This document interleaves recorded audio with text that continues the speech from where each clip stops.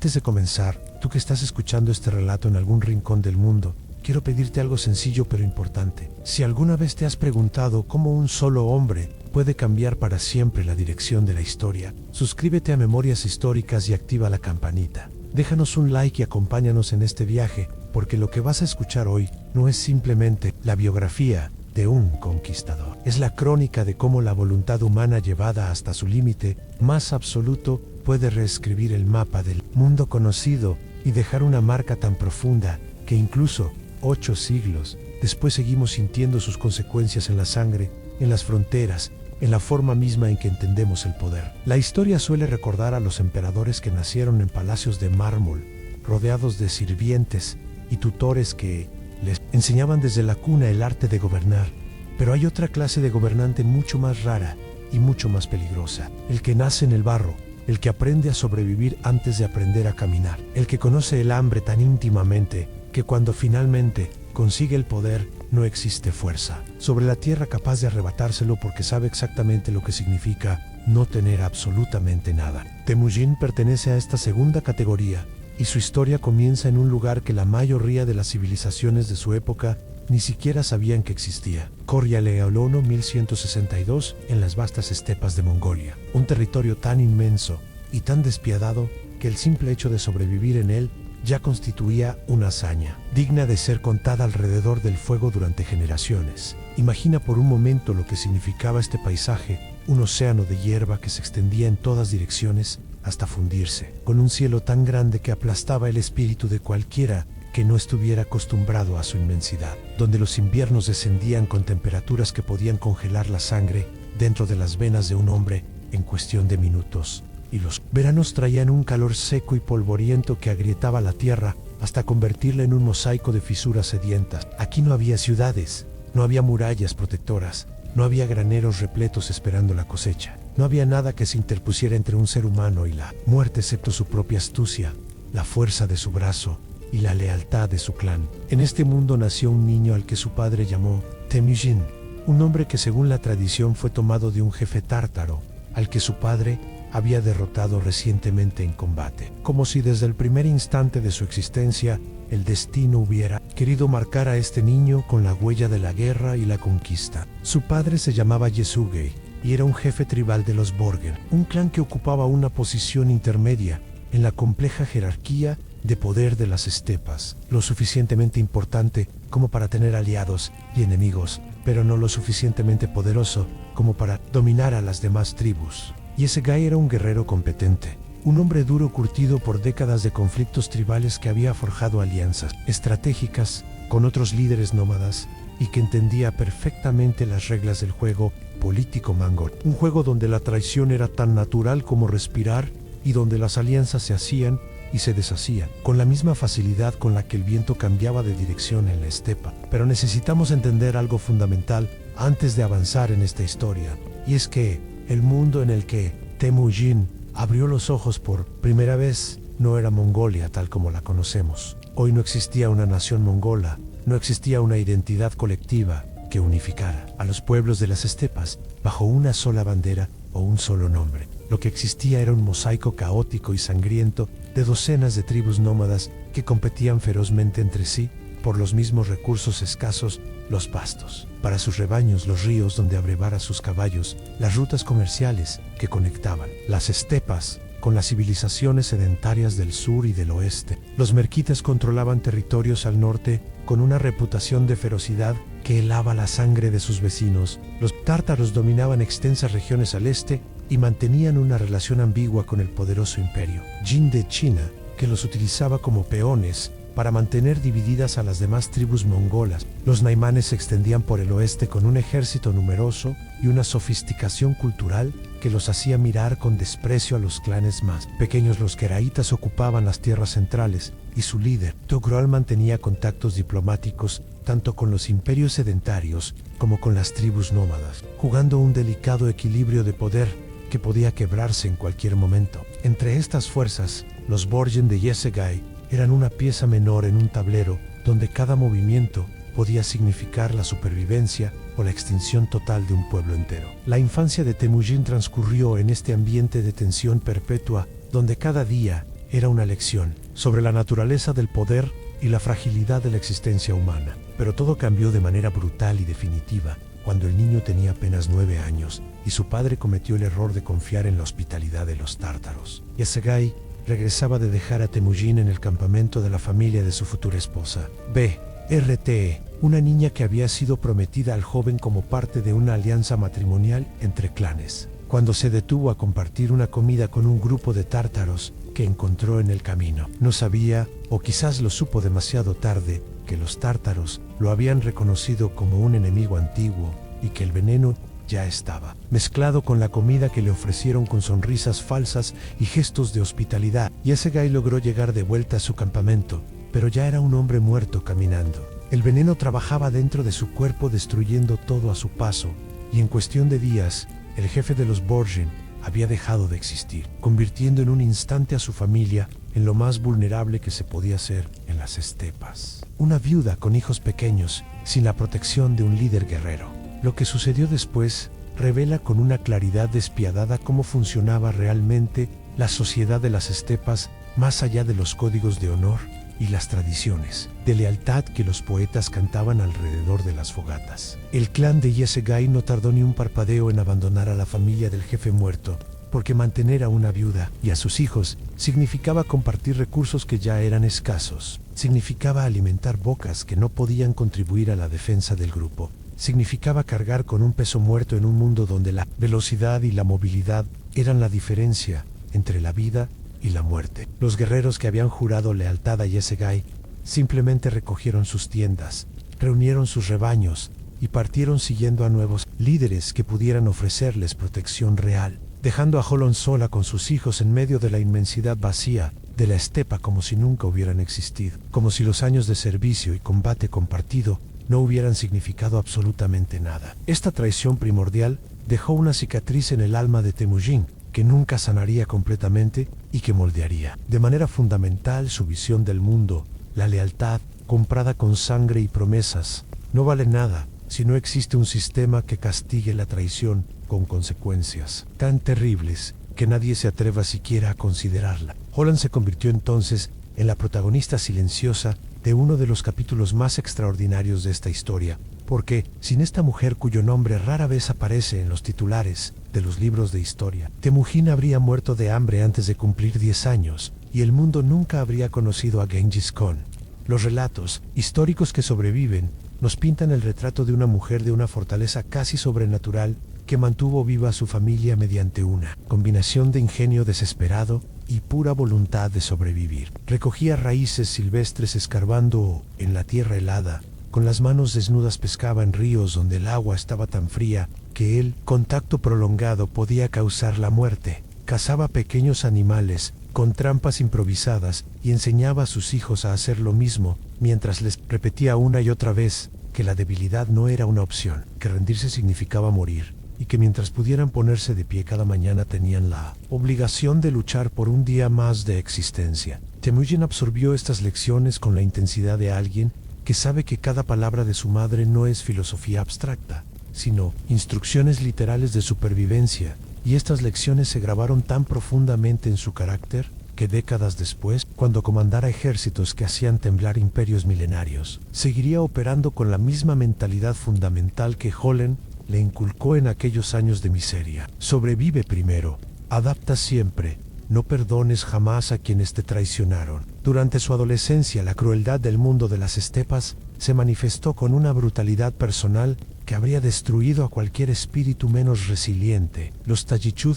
una tribu rival que veía en el joven Temujin una amenaza potencial porque su linaje como hijo de Yasegai le daba una legitimidad que podía eventualmente convertirse en un polo de poder alternativo, decidieron neutralizar esa amenaza antes de que madurara. Capturaron al adolescente y le colocaron un cangue alrededor del cuello, una estructura pesada de madera diseñada para humillar y controlar a los prisioneros, que impedía dormir cómodamente, comer con facilidad e incluso respirar sin esfuerzo. Fue esclavizado, exhibido como un trofeo, tratado como algo menos que humano por hombres que temían lo que podría llegar a ser si alguna vez quedaba libre. Pero aquí es donde comienza a manifestarse esa cualidad extraordinaria que separaba a Temujin de cualquier otro joven guerrero de las estepas, una combinación de inteligencia estratégica fría, como el hielo de los ríos mongalís, un carisma personal, magnético, que atraía la lealtad incluso de extraños, y una voluntad de hierro tan absoluta que simplemente se negaba a quebrarse sin importar cuánta presión se aplicara sobre ella. Temujin logró escapar de los Tehechud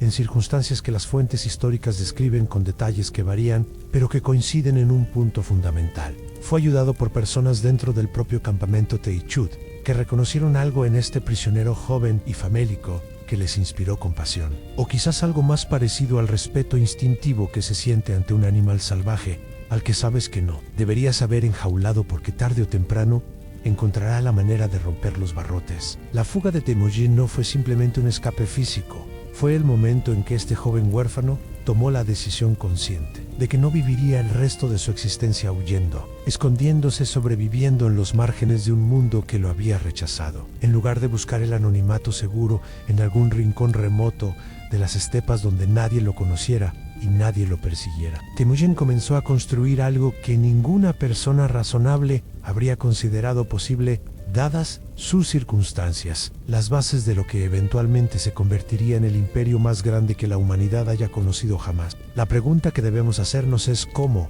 un joven sin clan, sin ejército, sin recursos, sin aliados, sin nada más que su inteligencia y su determinación, logra construir un poder capaz de conquistar el mundo conocido. La respuesta nos revela el genio político de Temujin en toda su profundidad. Y es una respuesta que comienza con algo aparentemente simple, pero revolucionario en su contexto. Entendió que el sistema tribal tradicional de las estepas estaba roto y que quien ofreciera una alternativa viable atraería a todos los descontentos, marginados y ambiciosos que ese sistema fallido había producido. Su primer movimiento estratégico fue buscar la protección de Togral, el poderoso líder de los Keraitas que había sido amigo y aliado de sangre de su padre Yesegai años atrás. Temujin se presentó ante Togral no como un mendigo pidiendo caridad, sino como un joven que ofrecía algo de valor, lealtad absoluta e incondicional a cambio de protección y legitimidad política. Le entregó un abrigo de piel de Marta Sibelina negro,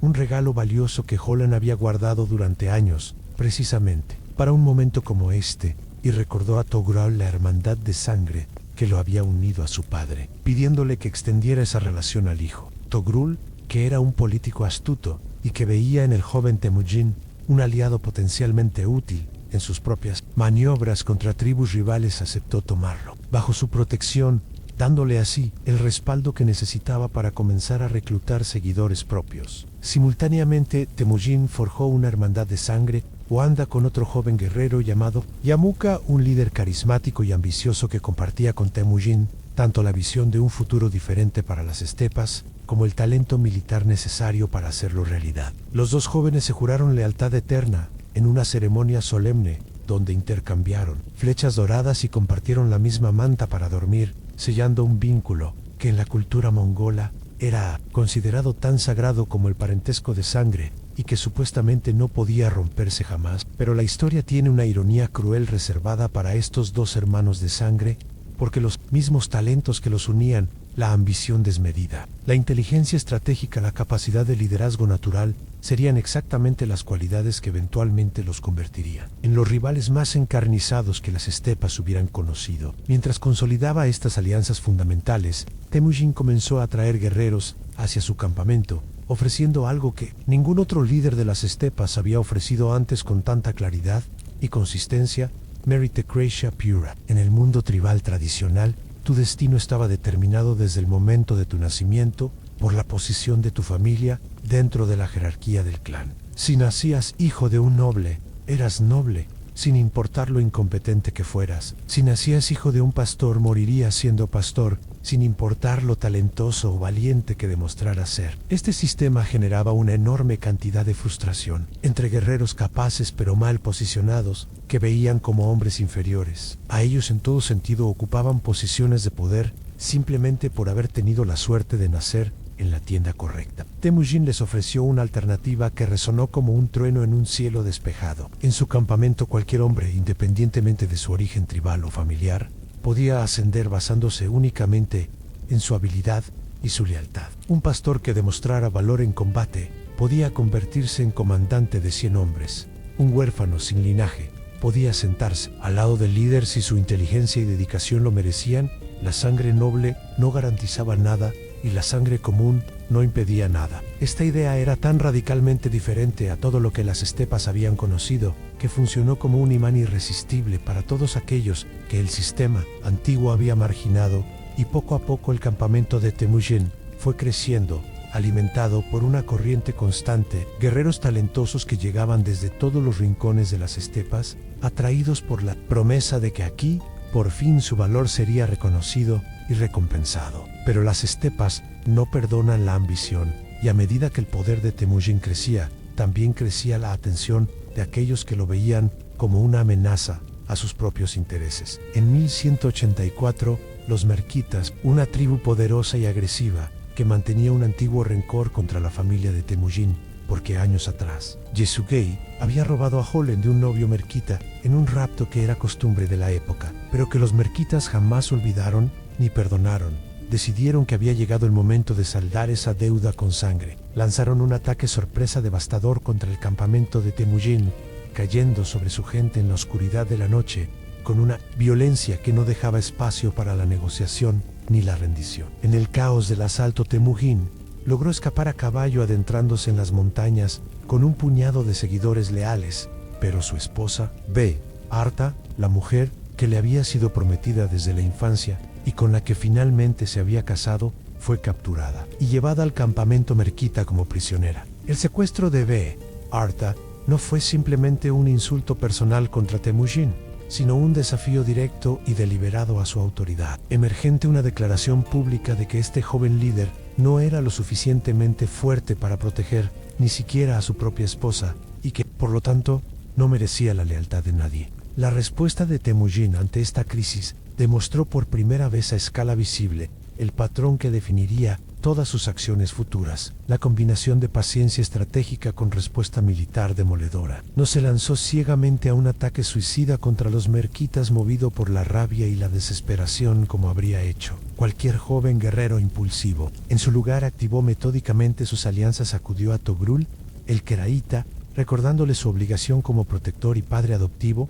Contactó a Yamuka, su hermano de sangre, pidiendo el apoyo que su juramento exigía. Reunió a sus propios guerreros, y cuando tuvo una fuerza suficiente para garantizar no solo la victoria sino la destrucción total del enemigo, lanzó una campaña contra los merquitas que concluyó con su aplastamiento absoluto y la recuperación de Arta. Esta victoria temprana estableció un precedente que se repetiría una y otra vez a lo largo de las décadas siguientes, como un eco que fue creciendo hasta convertirse en trueno. Cualquier desafío a Temujin sería respondido con una fuerza tan desproporcionada y tan devastadora que el castigo superaría con creces la ofensa original, porque el objetivo no era simplemente derrotar al enemigo del momento, sino aterrorizar a todos los enemigos potenciales del futuro, para que pensaran dos veces antes de atreverse a levantar la mano contra él. A lo largo de las siguientes 2 décadas, Temujin emprendió una serie de campañas militares meticulosamente calculadas, cuyo objetivo final era algo que nadie en la historia de las estepas había logrado. Ni siquiera había intentado seriamente la unificación total de todas las tribus mongolas bajo un solo mando centralizado. Su estrategia para lograr este objetivo imposible era sofisticada en su flexibilidad, porque entendía que no todas las tribus podían ser tratadas de la misma manera y que la herramienta adecuada dependía de las circunstancias específicas de cada situación. Cuando una tribu podía ser ganada mediante alianza matrimonial, intercambio de regalos o promesas de posiciones privilegiadas en el nuevo orden, Temujin ofrecía términos generosos que hacían que someterse pareciera no una derrota, sino una oportunidad. Pero cuando la resistencia era firme, cuando un líder tribal se negaba a reconocer la autoridad de Temujin y se preparaba para la guerra, entonces la respuesta era una violencia tan sistemática, tan completa y tan aterradora que las tribus vecinas aprendían instantáneamente que oponerse era equivalente a firmar la sentencia de muerte de su pueblo entero. Los tártaros, aquellos enemigos ancestrales que habían envenenado a su padre Yesugei y cuya traición había desencadenado la cascada de desgracias que definió la infancia de Temujin, fueron sometidos a una venganza que trascendía lo personal para convertirse en una declaración política de alcance continental. Después de derrotarlos militarmente en una campaña que no dejó espacio para la ambigüedad sobre quién era el vencedor, Temujin reunió a los jefes de su ejército y dictó una orden que helaba la sangre por su precisión. Calculador, a todos los varones tártaros que superaran la altura de la rueda de una carreta serían ejecutados. No era una masacre indiscriminada, nacida de la rabia ciega, era una cirugía demográfica deliberada, diseñada para eliminar de un solo golpe a toda una generación de guerreros potenciales, a todos los hombres que fueran lo suficientemente mayores para recordar la independencia tártara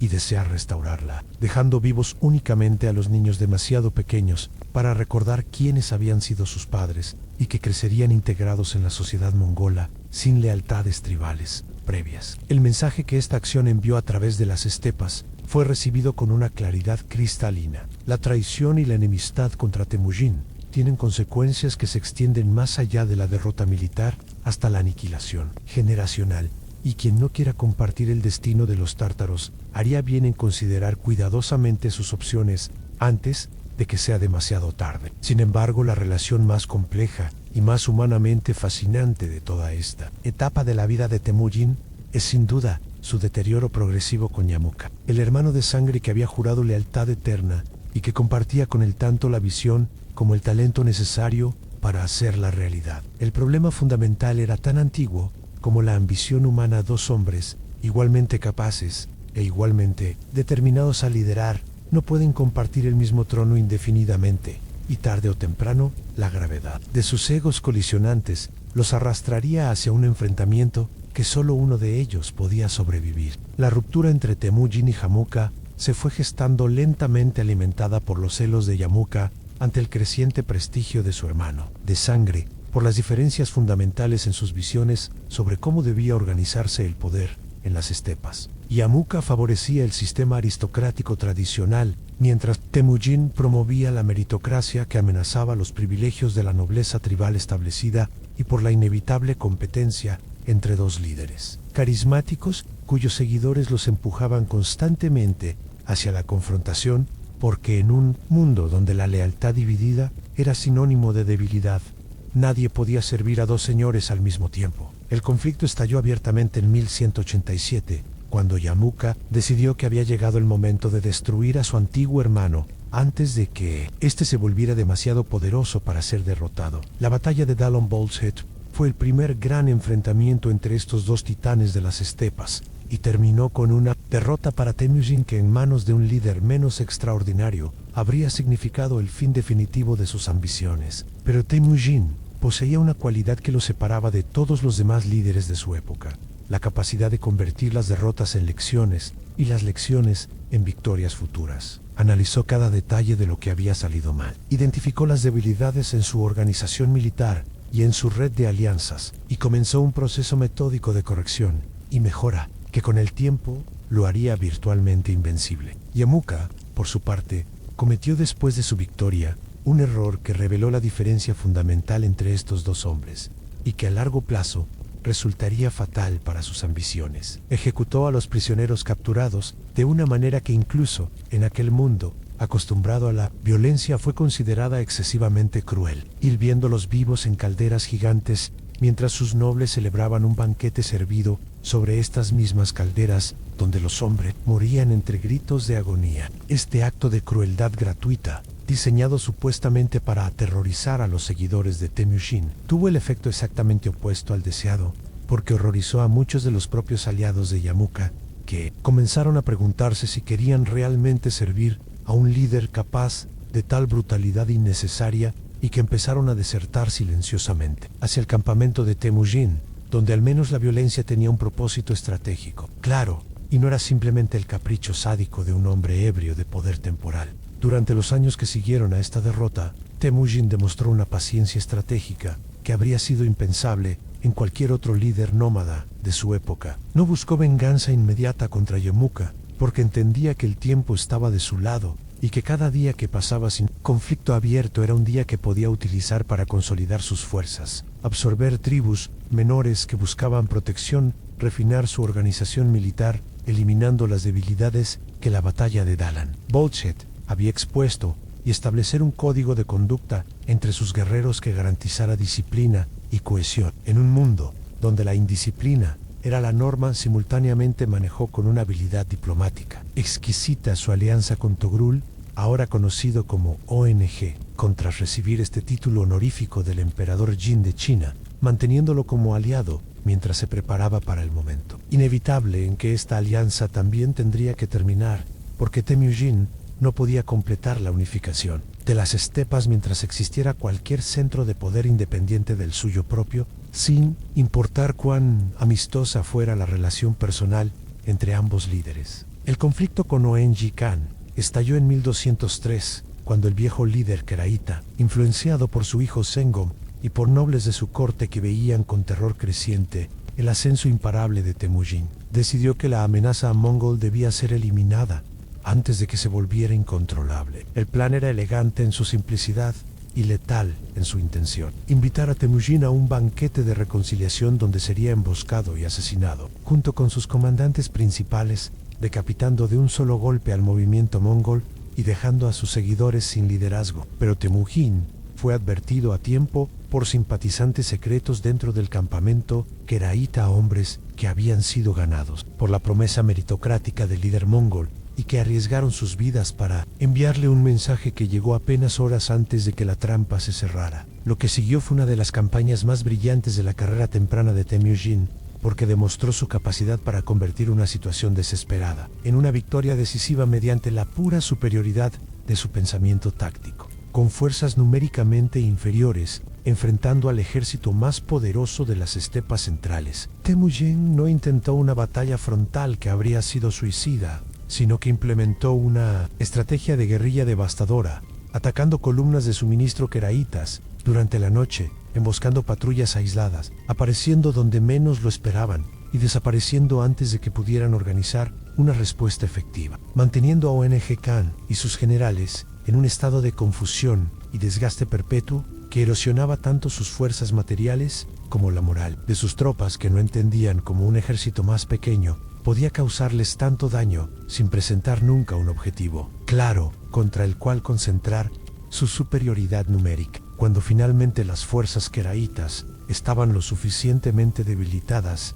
y desmoralizadas, Temujin lanzó un ataque coordinado con maniobras envolventes que rodearon al ejército de ONG Khan y lo destruyeron como fuerza organizada. El viejo líder keraita huyó hacia el oeste, pero fue asesinado por naimanes que no lo reconocieron. Un final patético para un hombre que había sido durante décadas uno de los gobernantes más poderosos de las estepas. Los Keraitas, que apenas unos meses antes habían sido la tribu más poderosa de Mongolia Central, fueron absorbidos completamente en la Confederación Mongola de Temujin, sus guerreros integrados en sus unidades militares, sus familias redistribuidas entre los clanes mongolís, su identidad tribal disuelta para siempre en el crisol del nuevo orden que estaba tomando forma. Para 1204 solamente quedaban dos obstáculos significativos entre Temujin y el dominio absoluto de Mongolia: los naimanes en el oeste, que poseían el ejército más numeroso de las tribus restantes, y Yamuka, quien en un último acto de desesperación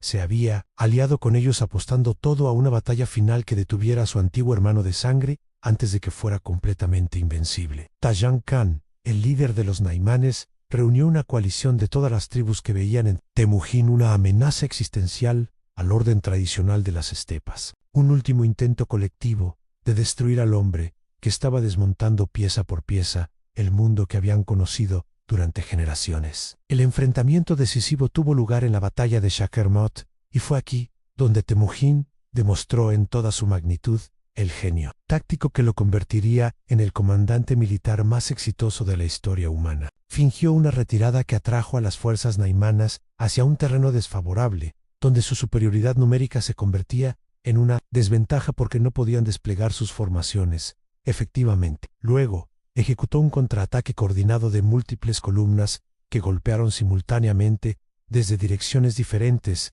creando una confusión total en las filas enemigas, que se vieron atacadas desde flancos que creían seguros y desde retaguardias que pensaban protegidas. Tajan Khan fue eliminado en el combate, su ejército destrozado hasta el punto de dejar de existir como fuerza organizada. Y con esta victoria, se desvaneció la última resistencia militar significativa contra el dominio de Temujin sobre todas las estepas mongolas. Yamuka, abandonado por sus aliados, después de la catástrofe naimana, huyó hacia las montañas, con un puñado de seguidores cada vez más reducido, perseguido no tanto por los ejércitos mongolís, sino por la certeza aplastante de que su causa estaba perdida irremediablemente. Incluso los últimos hombres que permanecían a su lado, cansados de una guerra que ya no tenía ninguna posibilidad de victoria y deseando ganarse el favor del vencedor inevitable, lo traicionaron capturándolo y entregándolo a Temujin con la esperanza de recibir una recompensa por su acto, pero Temujin, cuyo código de valores había sido forjado precisamente por el dolor de las traiciones sufridas en su infancia, no recompensó a los traidores, sino que los ejecutó, razonando públicamente que hombres capaces de traicionar a su propio señor no merecían confianza, y que permitirles vivir sería enviar el mensaje de que la traición era un camino viable hacia el éxito en el nuevo orden mongol. Cuando los dos antiguos hermanos de sangre se encontraron cara a cara por última vez, el momento contenía toda la tragedia y toda la grandeza de esta historia. Dos hombres que habían sido inseparables en su juventud, que habían compartido sueños y juramentos, bajo el mismo cielo de estrellas, ahora separados por un abismo de sangre derramada y ambiciones irreconciliables. Temujin ofreció a Yamuka la oportunidad de reconciliarse, de unirse a él como un aliado respetado en la construcción de algo más grande que cualquiera de los dos por separado. Pero Yamuka rechazó con una dignidad que le devolvió en sus últimos momentos algo de la nobleza que había perdido durante años de guerras cada vez más desesperadas. Pidió en cambio una muerte honorable, ser ejecutado sin que su sangre tocara la tierra, un signo de respeto supremo entre los mongolis, que creían que la sangre de un hombre noble no debía manchar el suelo sagrado de las estepas. Temujin concedió esta petición final, ordenando que Yamuka fuera ejecutado, quebrándole la espalda a un método que cumplía la condición de no derramar sangre, y que reconocía incluso en la muerte del rival el valor del vínculo que alguna vez los había unido. Con la eliminación de Yamuka, el último acto de la unificación de Mongolia estaba completo, y lo que vino después fue el nacimiento formal de algo que el mundo nunca había visto antes. En la primavera de 1206, cerca de las fuentes sagradas del río Onon, donde las aguas cristalinas descendían de las montañas que los mongolis consideraban la morada de los espíritus de sus ancestros, se reunió un Kuriltai, una gran asamblea de todos los nobles jefes tribales, comandantes militares y líderes de clanes de las estepas mongolas unificadas. Por primera vez en la historia conocida de estos pueblos, no había voces disidentes significativas, no había facciones compitiendo por el poder supremo, no había la fragmentación crónica que había definido la existencia de las tribus nómadas durante siglos incontables. Todas las tribus que durante generaciones se habían destruido mutuamente en guerras sin fin, estaban ahora representadas bajo un solo estandarte y reconocían la autoridad de un solo hombre. En esta asamblea histórica, cargada de una solemnidad que los participantes sabían intuitivamente que estaban presenciando el nacimiento de algo trascendental, Temujin fue proclamado Genghis Khan, un título cuyo significado exacto sigue siendo debatido por los historiadores, pero que generalmente se interpreta como gobernante universal o emperador oceánico, evocando la imagen de un poder tan vasto como los océanos que rodean las tierras conocidas, un poder sin límites visibles que se extiende en todas direcciones hasta donde alcanza la vista y más allá. Era el reconocimiento formal de que un hombre que había comenzado su vida como un huérfano abandonado, comiendo raíces para sobrevivir, había logrado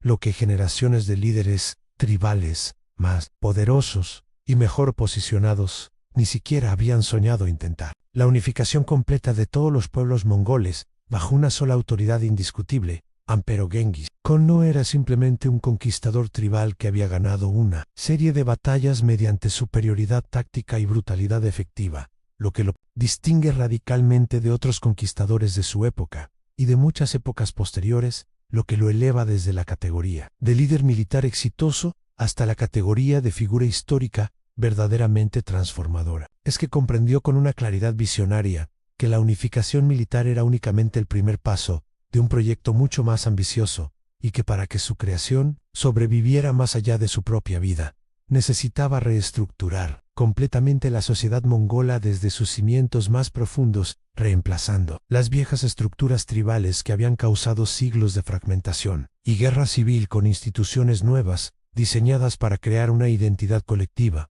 una lealtad centralizada y un sistema de gobierno capaz de administrar no solo las estepas, sino potencialmente el mundo entero. Su primera reforma fue revolucionaria en su simplicidad conceptual, pero devastadora en sus implicaciones prácticas, porque atacaba directamente la base misma sobre la que se había construido la sociedad de las estepas durante milenios. Genghis Khan eliminó las antiguas divisiones tribales, decretando que a partir de ese momento ya no existirían merquitas, ni queraitas, ni tártaros, ni naimanes, ni ninguna otra identidad tribal separada. Todos sin excepción eran ahora mongoles, y serían tratados como tales ante la ley y ante el Khan. Pero esto no fue simplemente una proclamación retórica diseñada para sonar bien en los discursos ceremoniales, sino una reorganización física y administrativa de todo su pueblo. Ordenó que las familias y clanes fueran redistribuidos en nuevas unidades que deliberadamente mezclaban orígenes tribales diversos, de modo que en cada unidad convivieran hombres que hacía apenas unos años habían sido enemigos mortales, forzándolos a desarrollar nuevas lealtades basadas no en el accidente del nacimiento tribal, sino en la experiencia compartida de servir juntos bajo las mismas banderas y obedecer las mismas órdenes. El propósito era tan claro como un cielo de estepas sin nubes: destruir para siempre las viejas lealtades tribales que habían sido la fuente de siglos de guerras civiles y reemplazarlas con una lealtad directa y exclusiva hacia el Khan y hacia el Estado mongol que el Khan encarnaba. A continuación, implementó el sistema decimal de organización militar que se convertiría en la columna vertebral de la máquina de guerra más eficiente que el mundo medieval conocería jamás. La estructura era elegante en su lógica matemática. Cada 10 guerreros formaban un árbol, liderado por el hombre más capaz entre ellos, sin importar su origen familiar. 10 arbanes formaban un yagán de 100 hombres bajo un comandante seleccionado por mérito. 10 yaguns creaban un mingón de 1000 guerreros, cuyo líder era directamente responsable ante el Khan, y finalmente 10 mingón hains constituían un tumen, la unidad estratégica fundamental del ejército mongol, con 10.000 jinetes capaces de operar como una fuerza independiente en campañas que podían durar meses y cubrir miles de kilómetros. Esta organización proporcionaba una claridad de comando extraordinaria, donde cada guerrero sabía exactamente quién era su superior inmediato y a quién debía obedecer. Facilitaba la comunicación táctica, permitiendo que las órdenes fluyeran desde el Khan hasta el último jinete a través de una cadena de mando, con solo 4 escalones, y garantizaba que cada unidad tuviera un tamaño lo suficientemente manejable para ser controlada efectivamente por un solo comandante, mientras mantenía la capacidad de coordinarse con otras unidades para formar fuerzas masivas cuando la situación estratégica lo requería. Lo verdaderamente genial de este sistema era que combinaba flexibilidad táctica con disciplina estratégica de una manera que ningún otro ejército de la época podía igualar. Cada nivel de comando tenía la autoridad para tomar decisiones tácticas inmediatas en el campo de batalla, sin necesidad de esperar órdenes del nivel superior, permitiendo que las unidades mongolas respondieran a situaciones cambiantes con una velocidad que dejaba a sus enemigos perpetuamente un paso atrás, mientras que al mismo tiempo un sistema sofisticado de señales con banderas durante el día y antorchas durante la noche permitía a Genghis Khan coordinar movimientos estratégicos de múltiples túmenes separados por cientos de kilómetros, creando una maquinaria militar que operaba simultáneamente con autonomía táctica local y coherencia estratégica global de una manera que no sería igualada hasta la era moderna de las telecomunicaciones. Pero la reorganización militar era solamente una parte de la transformación total que Genghis Khan estaba implementando. Promulgó un código legal comprensivo, conocido como la Yasa, un conjunto exhaustivo de leyes que regulaba prácticamente todos los aspectos de la vida mongola, desde los asuntos más graves de Estado hasta los detalles más cotidianos de la convivencia social. Algunas disposiciones de la Yasa eran brutalmente directas en su simplicidad y reflejaban las prioridades de una sociedad guerrera donde la supervivencia colectiva dependía de la disciplina individual. La traición se castigaba con la muerte sin excepciones ni apelaciones posibles. El robo de ganado, que era la base de la economía nómada, y cuya pérdida podía significar la hambruna de una familia entera. Tenía consecuencias severas que aumentaban progresivamente con la gravedad del delito. La deserción en combate era tratada como el crimen más despreciable que un mongol podía cometer, y su castigo servía de advertencia permanente para cualquiera que considerara abandonar a sus compañeros en el campo de batalla. Sin embargo, otras disposiciones de la Yasa eran sorprendentemente progresistas, no solo para los estándares del siglo XIII, sino incluso comparadas con legislaciones de épocas muy posteriores. La ley prohibía explícitamente el secuestro de mujeres, una práctica que había sido endémica en las guerras tribales y que el propio Temujin había sufrido personalmente cuando su esposa, BRTE, fue capturada por los merquitas. Se eliminó la esclavitud entre mongoles, estableciendo el principio de que ningún mongol podía ser propiedad de otro mongol, una disposición que reflejaba la experiencia personal de Temujin como esclavo de los Tayikchud y su determinación de que ningún otro mongol sufriera esa humillación. Y el principio más revolucionario de todos, la meritocracia absoluta, que ya había sido la filosofía operativa de Temujin durante años, quedó codificada formalmente en la ley del imperio, estableciendo que el nacimiento aristocrático no garantizaba ninguna posición ni privilegio y que cualquier hombre podía ascender a cualquier cargo basándose exclusivamente en su demostración de habilidad, inteligencia y lealtad. Quizás la disposición más notable de toda la Yasa y la que más revela sobre la visión de Genghis Khan como estadista y no simplemente como conquistador, era la tolerancia religiosa absoluta, que establecía como ley fundamental e inviolable del imperio. En una época donde las cruzadas devastaban el Medio Oriente, donde las guerras religiosas entre diferentes facciones del Islam desangraban reinos enteros, y donde la persecución religiosa era prácticamente universal en todas las civilizaciones sedentarias, Genghis Khan decretó que todas las religiones eran iguales ante la ley mongola, y que ninguna persona podía ser perseguida, discriminada o castigada por sus creencias religiosas. Chamanes tengriistas que practicaban la religión tradicional de las estepas budistas que habían llegado desde el este, cristianos, nestorianos que mantenían comunidades dispersas a lo largo de las rutas comerciales de Asia Central, musulmanes cuya fe se extendía desde el Mediterráneo hasta los confines de la India, todos tenían libertad absoluta para practicar su fe, construir sus templos, realizar sus ceremonias y predicar sus enseñanzas sin interferencia alguna por parte del Estado mongol. Más aún, Genghis Khan eximió a todos los líderes religiosos sin importar su fe de la obligación de pagar impuestos y de prestar servicio militar, reconociéndolos como una clase especial cuya función social era tan importante que merecía protección estatal. El razonamiento detrás de esta política era característicamente pragmático. Las divisiones religiosas generan conflictos innecesarios que debilitan al Estado y distraen energía que debería dirigirse hacia objetivos productivos. La tolerancia, por el contrario, crea estabilidad social y permite que el imperio incorpore pueblos de culturas y creencias diversas sin necesidad de forzar conversiones que inevitablemente generarían resistencia y rebeliones costosas de suprimir. La máquina militar que emergió de todas estas reformas era verdaderamente formidable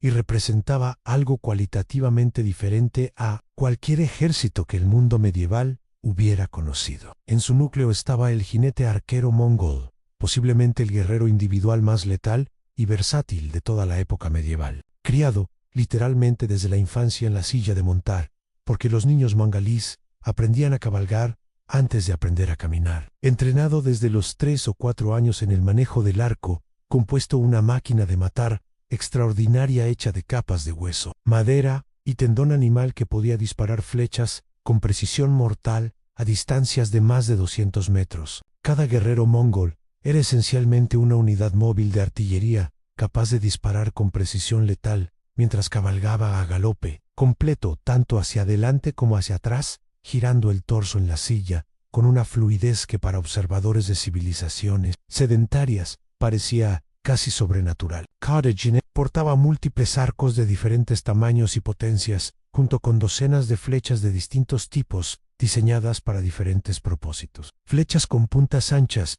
para causar heridas devastadoras en combate abierto. Flechas con puntas estrechas capaces de penetrar armadura a corta distancia. Flechas incendiarias para atacar fortificaciones y flechas silbadoras que producían un sonido aterrador al volar y se usaban como señales o como arma de guerra psicológica. Además del arco, cada guerrero llevaba un sable curvo optimizado para golpes cortantes. Desde la montura, una lanza para cargas a caballo, una maza para combate contra enemigos con armadura pesada, y en algunos casos, un lazo que podían usar para derribar jinetes enemigos de sus monturas a distancia. Pero lo que realmente convertía al ejército mongol en una fuerza sin paralelo en su época no era el equipamiento individual de sus guerreros, por impresionante que fuera, sino la movilidad estratégica absolutamente sin precedentes que les permitía proyectar poder militar a distancias y velocidades que ningún otro ejército podía igualar ni remotamente. Un tumen mongol de 10.000 jinetes podía recorrer más de 100 kilómetros en un solo día, manteniendo este ritmo devastador durante semanas consecutivas sin detenerse, mediante un sistema de caballos de reemplazo donde cada jinete tenía acceso a entre 3 y 5 monturas que rotaba constantemente, de modo que siempre cabalgaba un caballo descansado, mientras los demás trotaban libremente junto a la columna recuperando fuerzas. Esta capacidad de movimiento rápido sostenido les permitía aparecer frente a ciudades y ejércitos enemigos que no los esperaban, porque las distancias que habían cubierto eran simplemente imposibles, según todos los cálculos militares convencionales. Concentrar fuerzas superiores contra segmentos aislados de ejércitos enemigos numéricamente más grandes, destruyéndolos en detalle antes de que pudieran reunirse y retirarse a velocidades que hacían imposible cualquier persecución efectiva, dejando al enemigo golpeando el aire vacío, mientras los mongoles ya estaban a kilómetros de distancia, preparando su siguiente ataque. Genghis Khan también revolucionó el uso de la inteligencia militar llevándola a un nivel de sofisticación que no sería igualado hasta épocas muy posteriores. Antes de cada campaña, meses, y a veces años, antes de que el primer jinete mongol cruzara la frontera, comerciantes, espías, desertores sobornados y exploradores disfrazados se infiltraban en el territorio enemigo recopilando información detallada sobre absolutamente todo lo que pudiera ser relevante para la planificación militar. Número exacto de tropas enemigas y su distribución geográfica, ubicación y estado de las fortificaciones, calidad y cantidad de los suministros almacenados, estado de las rutas de comunicación y transporte, condiciones del terreno en diferentes estaciones del año, divisiones políticas internas que pudieran ser explotadas, líderes que pudieran ser sobornados o intimidados, poblaciones descontentas que pudieran recibir a los mongolíes como liberadores. Esta información extraordinariamente detallada permitía a los generales mongolíes planificar sus operaciones con una precisión que a sus enemigos les parecía casi sobrenatural, porque era como si los mongoles pudieran leer sus mentes y anticipar cada uno de sus movimientos. Complementaban esta inteligencia con una guerra psicológica sofisticada que multiplicaba exponencialmente el efecto de sus victorias militares, difundiendo deliberadamente rumores exagerados sobre el tamaño de sus ejércitos y la ferocidad de sus guerreros para que el terror llegara a las ciudades antes que las tropas, ofreciendo términos de rendición extraordinariamente a las poblaciones que abrían sus puertas voluntariamente mientras ejecutaban masacres calculadas y públicamente visibles contra aquellas que resistían, creando así un sistema de incentivos donde la rendición era claramente la opción racional y la resistencia era claramente suicida. Las tácticas mongolas en el campo de batalla eran igualmente innovadoras y desconcertantes para enemigos acostumbrados a formas de guerra completamente diferentes. Su maniobra característica y más devastadora era la falsa retirada, una táctica que requería un nivel de disciplina colectiva absolutamente excepcional porque dependía de que miles de guerreros ejecutaran con precisión milimétrica una coreografía compleja bajo la presión extrema del combate. El procedimiento era el siguiente: las fuerzas mongolas atacaban las líneas enemigas con oleadas de flechas y cargas de caballería ligera. Luego, aparentemente, se desmoronaban y huían en desorden, perseguidos por los gritos de triunfo de los defensores que creían haber derrotado a los temidos jinetes de las estepas. Los enemigos, incapaces de resistir la tentación de una persecución que prometía completar la victoria, rompían sus formaciones defensivas y se lanzaban en persecución desordenada de los mongolíes, que huían extendiéndose, separándose, agotando a sus caballos y alejándose cada vez más de sus posiciones fortificadas y de sus reservas. Esta persecución podía durar horas e incluso días, con los mongolíes manteniéndose siempre ya fuera de alcance, tentando al enemigo a seguir adelante con pequeños grupos que deliberadamente permitían ser casi alcanzados antes de escapar nuevamente. Y entonces, cuando el enemigo estaba completamente disperso, exhausto, separado de sus suministros y en terreno desconocido, las fuerzas mongolas, que habían estado ocultas en posiciones preparadas de antemano, surgían de todas direcciones cerrando la trampa con una precisión que convertía la supuesta victoria enemiga en una aniquilación total. Esta táctica funcionaba una y otra vez contra ejércitos de diferentes culturas y tradiciones militares, porque para contrarrestarla, el comandante enemigo necesitaba mantener una disciplina férrea entre sus tropas durante lo que parecía ser una victoria completa, ordenando a hombres que estaban saboreando el triunfo que se detuvieran, que volvieran a sus posiciones, que ignoraran la oportunidad aparente de destruir al enemigo que huía. Y esta es una de las cosas más difíciles de lograr en toda la ciencia militar, porque va directamente contra todos los instintos naturales del guerrero victorioso. Con este ejército extraordinario y una Mongolia completamente unificada bajo su mando indiscutible, Genghis Khan estaba listo para dirigir su mirada más allá de las estepas, hacia los horizontes lejanos, donde se alzaban las ciudades amuralladas y los imperios milenarios del mundo sedentario. En 1207 sometió a los kirguises al norte, expandiendo el control mongol hacia las vastas extensiones heladas de Siberia, que proporcionaban pieles valiosas y una frontera septentrional segura. En 1209, los uigures, un pueblo turco relativamente sofisticado, que había desarrollado un sistema de escritura propio y mantenía una tradición administrativa y cultural notable, tomaron una decisión estratégica que demostraría ser extraordinariamente inteligente. En lugar de esperar a ser conquistados por la fuerza, ofrecieron su sumisión voluntaria a Genghis Khan, buscando su protección contra otros enemigos regionales y a cambio proporcionando al imperio mongol algo que necesitaba desesperadamente: administradores educados y escribas capaces de leer y escribir en múltiples idiomas, que podían ayudar a gestionar los asuntos cada vez más complejos de un imperio en rápida expansión. Estos éxitos iniciales fueron importantes, pero en el gran esquema de las ambiciones de Genghis Khan eran simplemente los movimientos de apertura de una partida mucho más grande, porque al sur, resplandeciendo con la riqueza acumulada durante milenios de civilización continua, se extendía China, dividida en aquel momento entre el imperio Jin, que controlaba el norte, y el imperio Song, que gobernaba el sur. Civilizaciones sedentarias con ciudades fortificadas, cuyos muros se elevaban docenas de metros hacia el cielo, con ejércitos permanentes que podían movilizar cientos de miles de soldados equipados con armamento tecnológicamente avanzado, incluyendo armas de fuego primitivas, con burocracias administrativas que llevaban registros meticulosos de cada grano de arroz producido en cada provincia, con todo lo que las estepas no eran y no tenían. Y Genghis Khan estaba a punto de demostrar que todas estas ventajas aparentemente insuperables de las civilizaciones sedentarias, sus murallas, sus ejércitos masivos, sus tecnologías superiores, contenían vulnerabilidades fundamentales que un enemigo capaz de pensar y moverse de manera completamente diferente podía explotar con resultados catastróficos. En el año 1211, las fronteras del imperio Jin, que había gobernado el norte de China con mano de hierro durante más de un siglo todavía, parecían inexpugnables, protegidas por cadenas de fortalezas, guarniciones permanentes y, por supuesto, por la Gran Muralla misma, esa serpiente de piedra y ladrillo que se extendía a lo largo de miles de kilómetros por las crestas de las montañas, como un monumento a la determinación de las civilizaciones sedentarias de mantener a los bárbaros del norte al otro lado de una línea que supuestamente no podía cruzarse. Pero al norte de esta línea, algo sin precedentes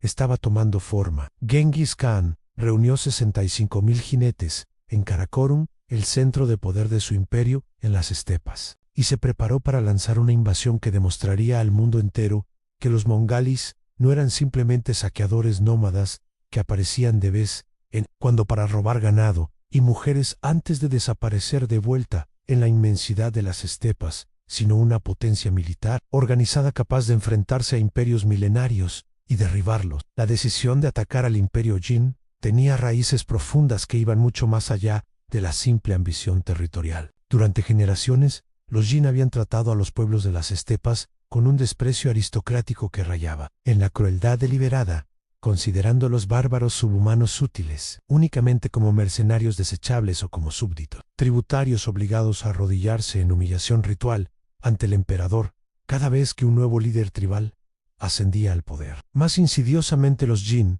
habían practicado, durante décadas, una política deliberada de dividir y debilitar a las tribus de las estepas, proporcionando armas, dinero y apoyo diplomático a los tártaros y a otros pueblos nómadas dispuestos a atacar a sus vecinos, fomentando guerras civiles que mantenían a los mongolis perpetuamente fragmentados y demasiado débiles para representar una amenaza seria. Ahora que las estepas estaban unificadas bajo un solo líder, y esas viejas políticas habían fracasado estrepitosamente, las cuentas pendientes exigían ser saldadas. Pero en China era una empresa de una magnitud completamente diferente a cualquier cosa que los mongolis hubieran intentado antes. El imperio Jin contaba con una población de decenas de millones de personas, que proporcionaba una base de reclutamiento virtualmente inagotable. Ciudades fortificadas con murallas de piedra y ladrillo de decenas de metros de altura, defendidas por guarniciones permanentes, equipadas con ballestas, catapultas y las primeras armas de pólvora de la historia. Una tradición militar refinada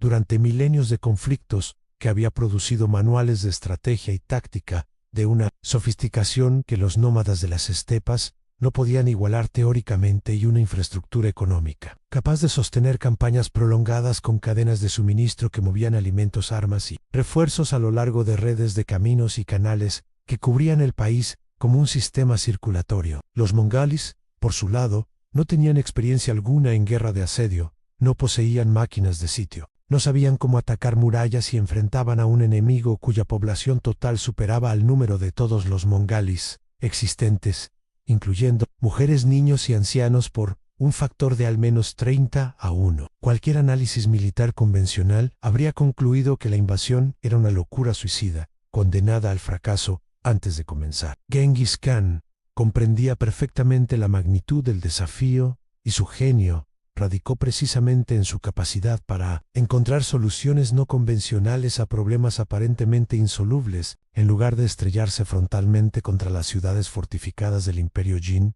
como habrían hecho líderes menos imaginativos. Implementó una estrategia que convertía las propias fortalezas del enemigo en sus debilidades. Las fuerzas mongolas cruzaron la frontera y, en lugar de atacar directamente las fortalezas, las rodearon. Las aislaron cortando sus líneas de comunicación y suministro. Destruyeron sistemáticamente los campos de cultivo que rodeaban cada ciudad, eliminando las fuentes de alimentación de las guarniciones. Interceptaron y aniquilaron cada convoy de refuerzo que intentaba llegar a las fortalezas sitiadas, y convirtieron así las magníficas fortificaciones que supuestamente protegían al imperio en prisiones que atrapaban a sus propios defensores dentro de muros cada vez más inútiles, porque esos muros no podían proteger los campos que alimentaban a la gente dentro de ellos, ni detener a un ejército que se movía demasiado rápido para ser localizado y demasiado disperso para ser atacado efectivamente. Mientras las guarniciones Jin permanecían inmovilizadas detrás de sus murallas, esperando ataques frontales que nunca llegaban, las columnas mongolas se desplazaban libremente por el campo abierto, saqueando, reuniendo inteligencia,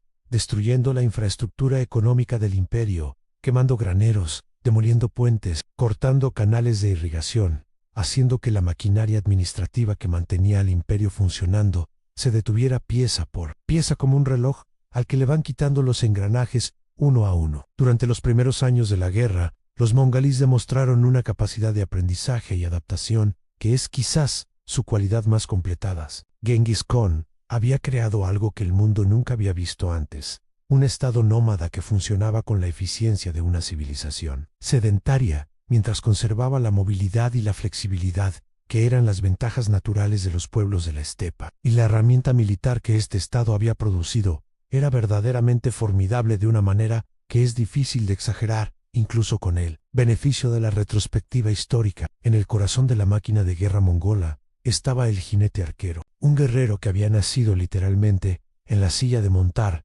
porque los niños mongolíes aprendían a cabalgar antes de aprender a caminar, y que para la edad adulta era capaz de hazañas ecuestres que parecían imposibles para los soldados de las civilizaciones sedentarias. Un jinete mongol podía disparar su arco compuesto con precisión letal, mientras cabalgaba a galope tendido, y podía hacerlo tanto hacia adelante como hacia atrás, girando su torso sobre la silla con una flexibilidad que venía de toda una vida de práctica. Cada jinete llevaba consigo múltiples arcos de diferentes potencias para diferentes distancias, junto con al menos 60 flechas de varios tipos, incluyendo flechas perforantes para armaduras, flechas incendiarias para asedios y flechas silbadoras que producían un sonido aterrador al volar y que se usaban para señalización y para guerra psicológica. Además del arco, cada guerrero portaba un sable curvo para el combate cuerpo a cuerpo, una lanza para las cargas, un lazo que podía usar para desarmar enemigos o capturar prisioneros y frecuentemente una maza o un hacha para el combate contra enemigos fuertemente armados. Pero la verdadera ventaja del ejército mongol no residía en el equipamiento individual de sus guerreros, que aunque excelente, no era tecnológicamente superior al de sus enemigos, sino en la movilidad estratégica que ningún otro ejército del mundo podía igualar, porque cada jinete mongol tenía acceso a entre 3 y 5 caballos de reemplazo que viajaban con el ejército y que permitían al jinete cambiar de montura varias veces al día, manteniendo siempre un caballo fresco bajo él, mientras los otros recuperaban fuerzas. Este sistema significaba que un tumen mongol podía cubrir más de 100 kilómetros en un solo día y mantener ese ritmo durante semanas enteras, apareciendo frente a las puertas de ciudades que creían estar a semanas de distancia de cualquier amenaza y desapareciendo en la estepa antes de que las fuerzas de respuesta pudieran organizarse. Genghis Khan complementó esta movilidad con un sistema de inteligencia militar que no tenía rival en el mundo medieval. Antes de cada campaña enviaba redes de espías, comerciantes y exploradores que se infiltraban en el territorio enemigo, a veces años antes del ataque, recopilando información detallada sobre fortificaciones, guarniciones, rutas de suministro, fuentes de agua, terreno, clima, divisiones políticas internas y cualquier otra información que pudiera ser relevante para la planificación de la campaña. Cuando los ejércitos mongoles finalmente cruzaban la frontera, sabían más sobre el territorio que estaban invadiendo que muchos de los propios habitantes de ese territorio, y esta ventaja informativa les permitía tomar decisiones con una precisión que a sus enemigos les parecía sobrenatural. Complementaban esta inteligencia con una guerra psicológica sofisticada que amplificaba deliberadamente la reputación de ferocidad mongola, difundiendo historias exageradas sobre masacres y destrucciones que hacían que ciudades enteras se rindieran sin combatir cuando las avanzadillas mongolas aparecían en el horizonte, simplemente porque el terror que las precedía era más poderoso que cualquier muralla. Las tácticas de campo de los mongolés eran igualmente innovadoras y se basaban en un repertorio de maniobras que habían sido perfeccionadas a lo largo de generaciones de caza y guerra en la estepa. Su maniobra favorita era la falsa retirada, una táctica que parece simple en la descripción, pero que requiere un nivel de disciplina y coordinación que muy pocos ejércitos en la historia han sido capaces de ejecutar. Las fuerzas mongolas atacaban al enemigo con suficiente ferocidad para provocar una reacción, pero sin comprometerse completamente. Luego comenzaban a retirarse de manera aparentemente desordenada, huyendo en lo que parecía pánico genuino. Los ejércitos enemigos, embriagados por lo que creían una victoria fácil, rompían su formación para perseguir a los mongoles que huían, y al hacerlo, extendían sus líneas, separaban sus unidades, agotaban a sus caballos y se alejaban de sus posiciones defensivas preparadas. En el momento preciso, cuando el enemigo estaba maximalmente extendido y desorganizado, las fuerzas mongolas que habían estado se detenían, se reagrupaban y contraatacaban, mientras unidades frescas que habían permanecido ocultas aparecían por los flancos y la retaguardia del enemigo, cerrando una trampa que convertía la persecución en masacre. Esta táctica funcionaba una y otra vez contra ejércitos de civilizaciones diferentes, porque resistir la tentación de perseguir a un enemigo que aparentemente huye en desorden requiere una disciplina que va en contra de todos los instintos humanos naturales, y que muy pocos comandantes en la historia han logrado imponer a sus tropas en el calor del combate.